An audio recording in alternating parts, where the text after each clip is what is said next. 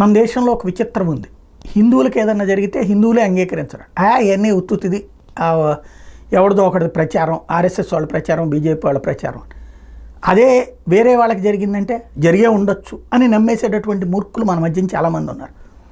బంగ్లాదేశ్లో హిందువుల మీద దాడి జరుగుతుందంటే ఇక్కడ బీజేపీ వాళ్ళు చేస్తున్న ప్రచారం అని వాదించేటటువంటి వాళ్ళు బోల్డ్ అంతమంది ఉన్నారు. హిందువుల ఆలయాల ధ్వంసం, హిందువులకు సంబంధించినటువంటి ఇళ్ల ధ్వంసం, దాడులు చేయటం, ఉద్యోగాల్లో రాజీనామాలు చేయించడం, ఇదంతా జరుగుతుంటే అక్కడ ఉన్నటువంటి యూనస్ ప్రభుత్వం వచ్చినేమో అబ్బాయి ఇది రాజకీయమే తప్పించి ఇందులో మతపరమైంది లేదని చెప్పుకొచ్చినటువంటి దుర్మార్గమైన పరిస్థితి. బట్ ఆస్ట్రేలియన్ పార్లమెంటులో ఈ లెక్కలతో సహా వెల్లడించినటువంటి అంశం సంచలనం సృష్టిస్తోంది.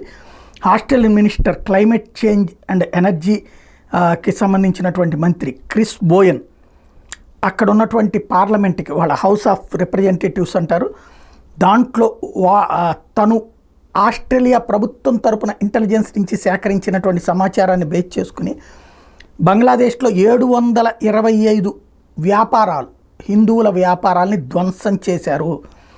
724 ఇళ్ళు హిందువులై లూటీ చేయబడినవి. అలాగే 58 ఇళ్ళు, బిజినెస్లు తగలబెట్టబడ్డాయి. 58. అదే సందర్భంలో 17 ఆలయాలు ధ్వంసం చేయబడ్డాయి. 21 ఆలయాలు లూటీ చేయబడినవి.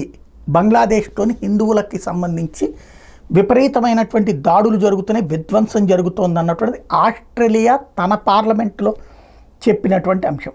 ఇప్పటికైనా మన వాళ్ళకి బుద్ధి వస్తుందో లేదో చూడాలి.